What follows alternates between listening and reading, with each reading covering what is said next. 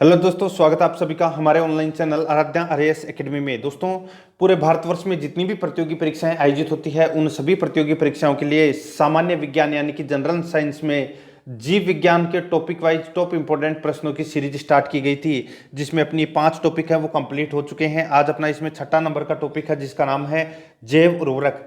जैव उर्वरक से संबंधित है दोस्तों, आज मैं आपके लिए टॉप 20 प्रश्न लेके आया हूं जो आपकी प्रतियोगी परीक्षा के लिए अत्यंत महत्वपूर्ण है। आराध्या आरएएस एकेडमी के यूट्यूब चैनल को सब्सक्राइब जरूर करें, बेल आइकन को दबाएं, वीडियो को लाइक और अपने दोस्तों के पास में शेयर जरूर करें। देखिए, अपने 5 टॉपिक हैं वो कंप्लीट हो चुके हैं और इनमें सिर्फ वही प्रश्न शामिल किए जाते हैं जो परीक्षा में बार बार पूछे गए हों। इसलिए अगर आपने पिछले 5 टॉपिकों के प्रश्न उत्तर नहीं देखे हैं बायोलॉजी के अंदर, तो आप प्ले लिस्ट में जाइए, वहाँ पे आपको फोल्डर मिल जाएगा जीव विज्ञान टॉपिक वाइज क्वेश्चन के नाम से।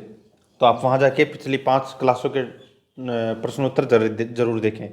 तो यहाँ पे देखिए, पहला प्रश्न है, निम्नलिखित में से किस या किन का उपयोग जैव उर्वरता के रूप में किया जाता है। तो यहाँ पे देखिए, जैव उर्वरता के रूप में किसका उपयोग किया जाता है। ऑप्शन दे रखा है एजोला, नील हरित शैवाल और अल्फा अल्फा। अब यहाँ पे दोस्तों मैं आपको बता दूं कि जैव उर्वरकों को 4 भागों में बांटा गया है। नंबर 1, नाइट्रोजन स्थिरीकरण करने वाले जैव उर्वरक। नंबर 2, फास्फोरस गुलाने वाले जैव उर्वरक। Number 3, composting accelerator. नंबर 4, पौधों की वृद्धि को प्रोत्साहित करने वाले राइजोबैक्टीरिया। ये 4 भागों में बांटा गया है जैव उर्वरकों को। ठीक है, तो ये जो आपको एजोला और नील हरित शैवाल दे रखा है, ये दोस्तों नाइट्रोजन स्थिरीकरण करने वाले जैव उर्वरक हैं। तो सीधा सा है, यहाँ पे 1 और 2 इसमें सही है। यहाँ पे जो अल्फा अल्फा दे रखा है ये दोस्तों इसमें गलत हो जाएगा। क्यों हो जाएगा? अल्फा अल्फा एक प्रकार का फलीदार पौधा है, तो यहाँ पे अपने को कुट भाषा में इसका सही उत्तर चुनना था। तो इस प्रश्न का राइट आंसर हो जाएगा बी नंबर का ऑप्शन, 1 और 2 दोनों सही है। ठीक है, देखिए आईएएस प्री में 1994 में यह प्रश्न पूछा जा चुका है। नेक्स्ट है, निम्न में से कौन जैव उर्वरक के रूप में उपयोग होता है। तो दोस्तों मैंने अभी आपको बताया एजोला और नील हरित शैवाल, ये तो सीधे से हैं जैव उर्वरक के रूप में इनका उपयोग होता है। अब यहाँ पे दोस्तों राइजोबियम दे रखा है। ठीक है, तो दोस्तों राइजोबियम मैंने आपको बताया था, ये भी नाइट्रोजन स्थिरीकरण करने वाले जैव उर्वरक है। राइजोबियम, एजोटोबैक्टर, एसेटोबैक्टर, नील हरित शैवाल और एजोला। ठीक है, ये सभी हैं, ये नाइट्रोजन स्थिरीकरण करने वाले जैव उर्वरक हैं। तो इस प्रश्न का राइट आंसर हो जाएगा उपरोक्त सभी। ठीक है, देखिए अभी वर्तमान में ये प्रश्न पूछा जा चुका है 2019 के अंदर। ठीक है, आगे देखिए, इसमें 3 नंबर का प्रश्न है, निम्नलिखित में से कौन सा या कौन जैव उर्वरक के रूप में प्रयुक्त होता है या होते हैं, नीचे दिए गए कूट से सही उत्तर का चुनना है। तो दोस्तों अपने को बताना है कि कौन सा इसमें जैव उर्वरक में प्रयुक्त होता है। देखिए एजोला बिल्कुल होता है, मैंने आपको बताया पहले प्रश्न में। नील हरित शैवाल ये भी होता है। यहाँ पे अल्फा अल्फा, इसके बारे में भी मैंने आपको बताया था, ये एक प्रकार का फलीदार पौधा है लेकिन ये जैव उर्वरक के रूप में प्रयुक्त नहीं होता। नाइट्रोलिन भी दोस्तों इसमें प्रयुक्त नहीं होता, सॉरी नाइट्रोलिन है वो इसमें प्रयुक्त होता है। ठीक है, तो इस प्रश्न का राइट आंसर क्या हो जाएगा दोस्तों, वो है 1, 2 और 4। 1, 2 और 4 यानी कि बी नंबर का जो ऑप्शन है वो इसका बिल्कुल सही उत्तर हो जाएगा। ठीक है, देखिए ये प्रश्न है सेम टू सेम 2 बार परीक्षा में पूछा जा चुका है। आगे देखिए 4 नंबर का प्रश्न है, निम्नलिखित में से कौन सा एक नाइट्रोजन स्थिरीकरण करने वाले जीव नहीं है। निम्नलिखित में से कौन सा एक नाइट्रोजन स्थिरीकरण करने वाले जीव नहीं है। तो इसका राइट आंसर हो जाएगा दोस्तों, वो है इसमें देखिए नोस्टॉक, एनाबिना और एजोक्टोबैक्टर। ये तो तीनों मैंने आपको ये नाम बताए हैं, ये तीनों के तीनों दोस्तों नाइट्रोजन स्थिरीकरण करने वाले ये जीव हैं। लेकिन यहाँ पे माइकोराजा है, ये उच्च वर्गीय पादपों की जड़ों एवं कवकों के बीच सहजीवी संबंधित यानी कि सहजीवी संबंध है वो प्रदर्शित करते हैं। तो इसमें डी नंबर का ऑप्शन राइट आंसर हो जाएगा। ये नाइट्रोजन स्थिरीकरण करने वाला जीव नहीं है। देखिए 2017 में ये प्रश्न पूछा जा चुका है। आगे देखिए 5 नंबर प्रश्न है, नाइट्रोजन स्थिरीकरण जीवाणु किस पौधे की जड़ के साथ संयोजन करते हैं? नाइट्रोजन स्थिरीकरण जीवाणु किस पौधे की जड़ के साथ संयोजन करते हैं? तो दोस्तों इसका राइट आंसर क्या हो जाएगा? वो है इसमें दालें। ठीक है, तो इसमें ए नंबर का ऑप्शन बिल्कुल सही उत्तर हो जाएगा। देखिए नाइट्रोजन स्थिरीकरण जीवाणु दलहनी फसलों यानी कि दालों की जड़ों के साथ सहजीवी संयोजन करते हैं। ठीक है, और ये वायुमंडलीय नाइट्रोजन का स्थिरीकरण कर उसे अमोनिया में बदलते हैं। ये आपको इसमें याद रखना है, दालें इसका राइट आंसर हो जाएगा। देखिए 2019 में ये प्रश्न पूछा जा चुका है। 6 नंबर प्रश्न है, इसमें देखिए निम्नलिखित में से कौन एक जैव उर्वरक का स्रोत है? तो जैव उर्वरक का स्रोत है वो कौन सा है? तो मैंने अभी आपको बताया था दोस्तों एजोला। ये दोस्तों नाइट्रोजन स्थिरीकरण करने वाले जैव उर्वरक हैं। एजोला इस प्रश्न का राइट आंसर हो जाएगा। सी नंबर का ऑप्शन बिल्कुल सही उत्तर हो जाएगा। ठीक है, यहाँ पे देखिए 2 बार ये प्रश्न पूछा जा चुका है मेन के अंदर, 2008 और 2009 के अंदर, महत्वपूर्ण है। आगे देखिए निम्न में से कौन एक जैव उर्वरक है? तो कौन एक जैव उर्वरक है? तो यहाँ पे देखिए दोस्तों जैव उर्वरक है, बाकी और इसमें से कोई सा ही नहीं है। एक सिर्फ आपको दिख रहा होगा यहाँ पे एजोला। एजोला है ये जैव उर्वरक है, और एजोला को उसकी नाइट्रोजन स्थिरीकरण क्षमता के चलते व्यापक रूप से जैव उर्वरक के रूप में प्रयोग किया जाता है। ठीक है, तो डी नंबर ऑप्शन बिल्कुल सही उत्तर हो जाएगा। 8 नंबर प्रश्न है, पशुओं विशेषतः दुधारू गौ के अनुपूरक भोजन के रूप में प्रयुक्त जैव उर्वरक है? दोबारा देखिए, पशुओं विशेषतः दुधारू गौ यानी कि गाय के अनुपूरक भोजन के रूप में प्रयुक्त जैव उर्वरक है, तो वो कौन सा है? तो वो है दोस्तों इसमें एजोला। बी नंबर का ऑप्शन बिल्कुल सही उत्तर हो जाएगा। देखिए दुधारू पशुओं पर किए गए प्रयोग से साबित हुआ है कि जब इन पशुओं को दैनिक आहार के साथ 1 से 2 किलो एजोला प्रतिदिन दिया जाता है तो दुग्ध उत्पादन में 15 से 20% की वृद्धि दर्ज की जाती है। ठीक है, तो इसमें बी नंबर का ऑप्शन बिल्कुल सही उत्तर हो जाएगा, एजोला। देखिए आरएएस प्री के अंदर ये प्रश्न पूछा जा चुका है 2016 के अंदर। बी नंबर ऑप्शन बिल्कुल सही उत्तर। आगे देखिए निम्नांकित में से कौन सुमेलित नहीं है? तो कौन सुमेलित नहीं है? यहाँ पे देखिए नील हरित शैवाल, ये दोस्तों जैव उर्वरक है। बिल्कुल सही बात है दोस्तों, ये जैव उर्वरक है। आगे देखिए क्रायोसोपा माहो नियंत्रण, क्रायोसोपा माहो नियंत्रण, ये भी दोस्तों इसमें बिल्कुल सही है। ठीक है, आगे देखिए बायो 902, बायो 902, तो ये क्या है? तो दोस्तों ये सरसों का कायक्लोन है, सरसों का कायक्लोन है, बिल्कुल सही है बायो 902।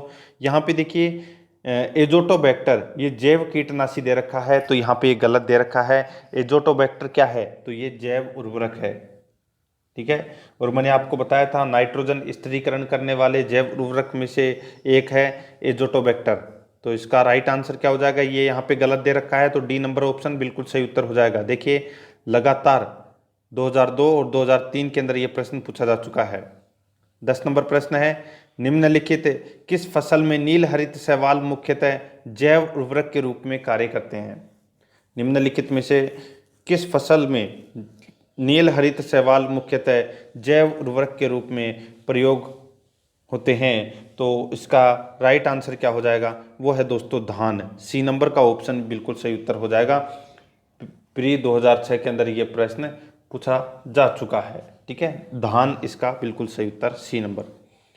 आगे देखिए 11 नंबर का प्रश्न है, नील हरित शैवाल का उपयोग नत्रजन आपूर्ति हेतु किया जाता है।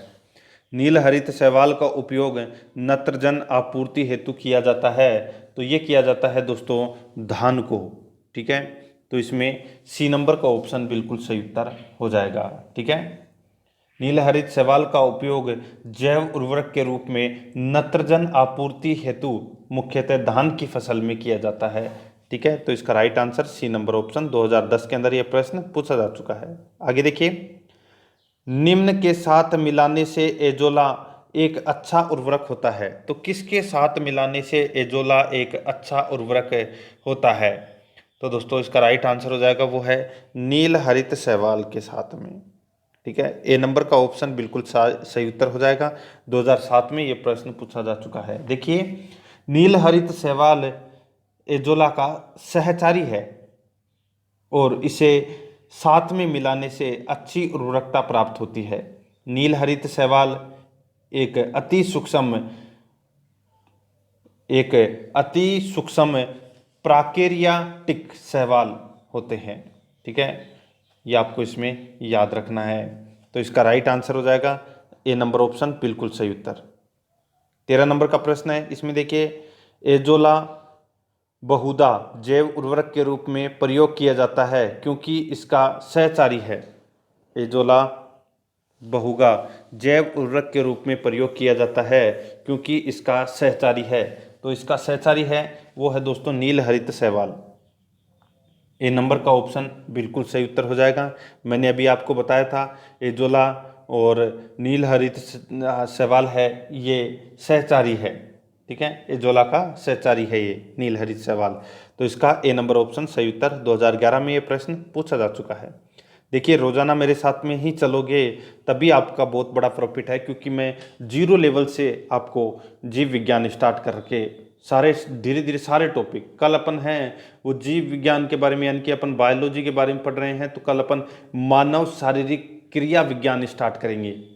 ठीक है, जिसमें कंटिन्यू 10 दिन तक मैं आपको 10 टॉपिक पढ़ाऊंगा जो आपकी प्रतियोगी परीक्षा के लिए अत्यंत महत्वपूर्ण है। पढ़ो तो फिर ढंग से ही पढ़ो, मेरा तो यही कहना है। अगर पढ़ो तो ढंग से ही पढ़ो। सारे टॉपिक है वो रोजाना आप एक टॉपिक उठाइए।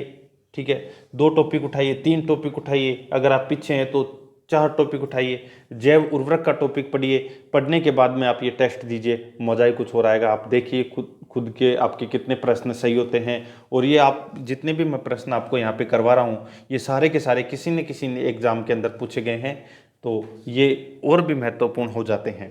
ऐसी चीज़ें आपको दोस्तों बहुत कम देखने को मिलेगी, और देखने को मिलेगी तो वहाँ पर दोस्तों आपको चार्ज करना पड़ेगा। यहाँ पे बिल्कुल फ्री सुविधा मिल रही है, तो इसका फ़ायदा उठाइए। यहाँ पे देखिए, एजोला है एक, क्या है? तो दोस्तों एजोला है ये एक जलीय फर्न है। क्या है? जलीय फर्न, याद रखना है आपको। एजोला एक जलीय फर्न है जिसकी पत्तियों की पृष्ठीय सतह पर पाई जाने वाली गुहिकाओं में रहने वाले जीवाणु एनाबिना एजोली की मदद से यह नाइट्रोजन का स्थिरीकरण कर उपज की क्षमता में वृद्धि करने में सहायक होते हैं। तो यहाँ पे याद रखना है जलीय फर्न। ए नंबर का ऑप्शन बिल्कुल सही उत्तर हो जाएगा। 2010 में ये प्रश्न पूछा जा चुका है। आगे देखिए, जलीय फर्न जिसे जैव उर्वरक के रूप में प्रयुक्त किया जाता है वह है। तो दोस्तों देखिए, अब तो आप इस प्रश्न का राइट आंसर ऑटोमेटिक बता सकते हैं। तो वो है दोस्तों इसमें एजोला। कौन है? कौन सा राइट आंसर हो जाएगा इसका? एजोला। बी नंबर का ऑप्शन बिल्कुल सही उत्तर हो जाएगा। 2014 के अंदर ये प्रश्न पूछा जा चुका है। आगे देखिए, 16 नंबर का प्रश्न है, निम्नलिखित में से कौन से सूक्ष्मजीवी जैव उर्वरक के रूप में प्रयोग होते हैं? तो कौन से सूक्ष्मजीवी जैव उर्वरक के रूप में प्रयोग होते हैं? तो इसका राइट आंसर हो जाएगा वो है साइनोबैक्टीरिया। साइनोबैक्टीरिया, ए नंबर का ऑप्शन बिल्कुल सही उत्तर हो जाएगा। साइनोबैक्टीरिया 2012 के अंदर ये प्रश्न पूछा जा चुका है। आगे देखिए, फसलों उत्पादन में नत्रजन उपयोग क्षमता, फसलों उत्पादन में नत्रजन उपयोग क्षमता की वृद्धि की जा सकती है, तो दोस्तों किसके द्वारा? देखिए, उर्वरक की मात्रा के बार बार प्रयोग द्वारा, नत्रजन अवरोधक के प्रयोग द्वारा, नत्रजन धीरे छोड़ने वाले उर्वरकों के प्रयोग द्वारा। तो इसका राइट आंसर हो जाएगा डी नंबर का ऑप्शन, उपरोक्त सभी के द्वारा। दोस्तों 2009 के अंदर ये प्रश्न है, ये पूछा जा चुका है। आगे देखिए, 18 नंबर प्रश्न है, सोयाबीन में नत्रजन स्थिरीकरण के लिए जिम्मेदार बैक्टीरिया है। सोयाबीन में नत्रजन स्थिरीकरण के लिए जिम्मेदार बैक्टीरिया है, तो वो कौन सा है? तो वो है दोस्तों राइजोबियम जेपोनिकम। राइजोबियम जेपोनिकम, तो इसका राइट आंसर बी नंबर का ऑप्शन हो जाएगा। और ये प्री 2006 के अंदर ये प्रश्न पूछा जा चुका है। ठीक है, बी नंबर ऑप्शन सही उत्तर हो जाएगा। ठीक है, आगे देखिए दोस्तों, इसमें 19 नंबर प्रश्न है, इनमें से कौन सा पौधा नाइट्रोजन स्थिरीकरण में सहायक नहीं है? तो कौन सा पौधा है वो नाइट्रोजन स्थिरीकरण में सहायक नहीं है? तो इसका राइट आंसर क्या हो जाएगा? वो है दोस्तों धान। ठीक है, तो इसमें डी नंबर का ऑप्शन बिल्कुल सही उत्तर हो जाएगा। देखिए 2017 के अंदर ये प्रश्न है, ये पूछा जा चुका है। देखिए दलहनी फसल यानी कि चना, मटर, सेम आदि की मूल ग्रंथिकाओं में विभिन्न प्रकार के जीवाणु पाए जाते हैं जो कि नाइट्रोजन स्थिरीकरण में सहायक होते हैं। यहाँ पे धान के खेत में प्राय नाइट्रोजन की कमी होती है और इसकी पूर्ति के लिए यूरिया, नील हरित शैवाल, एजोला आदि का प्रयोग किया जाता है। तो धान इसका राइट आंसर हो जाएगा, डी नंबर ऑप्शन। आगे देखिए यहाँ पे 20 नंबर प्रश्न है, 2,4-D है, क्या है ये? 2,4-D क्या है? तो दोस्तों ये एक खरपतवार नाशी है, एक खरपतवार नाशी है। ठीक है, देखिए 2,4-D ऑक्सिन एक पादप हार्मोन है जिसका उपयोग खरपतवार नाशी के रूप में फसलों में किया जाता है। ठीक है, याद रखना। तो इसमें डी नंबर ऑप्शन बिल्कुल सही उत्तर। 1999 में यह प्रश्न पूछा जा चुका है। आगे देखिए, निम्नलिखित में से कौन सा कथन कंपोस्ट के संदर्भ में सही नहीं है? तो कंपोस्ट के संदर्भ में कौन सा इसमें सही नहीं है? तो देखिए यहाँ पे इसमें जैव निम्नीकरण कचरे का अपघटन गड्ढे में होता है, बिल्कुल सही है। इसमें कार्बनिक पदार्थ तथा पोषण तत्व की अधिक मात्रा में होते हैं, बिल्कुल सही है। गड्ढों में अवशिष्ट पदार्थों की निम्नीकरण प्रक्रिया को केंचुआ धीमे कर देते हैं। तो दोस्तों ये इसमें गलत होता है, गलत हो जाएगा। देखिए कंपोस्ट निर्माण के समय गड्ढों में अवशिष्ट पदार्थों की निम्नीकरण प्रक्रिया में केंचुए एवं अन्य सूक्ष्मजीव जैसे कवक, जीवाणु आदि तेज करने में सहायक होते हैं, न कि धीमा करने में। तो यहाँ पे ये गलत दे रखा है, तो अपना राइट आंसर क्या हो जाएगा? सी नंबर का ऑप्शन। इसमें क्या पूछा था कि कौन सा सही नहीं है, तो सी नंबर का ऑप्शन सही नहीं है। आगे देखिए, निम्नीकृत होने वाले पदार्थों में कृषि अपशिष्ट पदार्थ जैसे पशुओं के मलमूत्र, गोबर, सब्जियों के अपशिष्ट आदि होते हैं। तो दोस्तों इसमें ए, बी और डी ये तीनों सही है, लेकिन इसमें सी नंबर का गलत दे रखा है। RAS RTS प्री 2018 के अंदर ये प्रश्न पूछा जा चुका है। ठीक है, तो इसमें सी नंबर ऑप्शन सही उत्तर। ये मैंने आज आपको जो जैव उर्वरक से संबंधित है टॉप है वो 21 प्रश्न है वो करवा दिए हैं। और अगर आपने पिछली 5 क्लासें अगर नहीं देखी है तो उनको जरूर देख लें। आप प्ले लिस्ट में जाओगे तो वहाँ पे आपको फोल्डर मिल जाएगा जीव विज्ञान टॉपिक वाइज क्वेश्चन। ठीक है, तो आप वहाँ जाके पिछली और क्लासें हैं वो जरूर देखें। और आराध्या RS एकेडमी के यूट्यूब चैनल को सब्सक्राइब जरूर करें, बेल आइकन को दबाएं, वीडियो को लाइक और शेयर जरूर करें। कल अपना टॉपिक रहेगा मानव शारीरिक एवं क्रिया विज्ञान में से पहला नंबर का आता है कंकाल एवं मांसपेशीय तंत्र। इससे संबंधित आप है वो प्रश्न पढ़ के आना। ठीक है, कल मैं आपको इससे संबंधित टॉप इम्पोर्टेंट क्वेश्चन करवाऊंगा जो आपकी प्रतियोगी परीक्षा के लिए अत्यंत महत्वपूर्ण है। टॉप 25 प्रश्न करवाऊंगा। ठीक है, और आराध्या RS एकेडमी के साथ में बने रहिए। चैनल को सब्सक्राइब जरूर करें, बेल आइकन को दबाएं, वीडियो को लाइक और अपने दोस्तों के पास में शेयर जरूर करें। जय हिंद, जय भारत।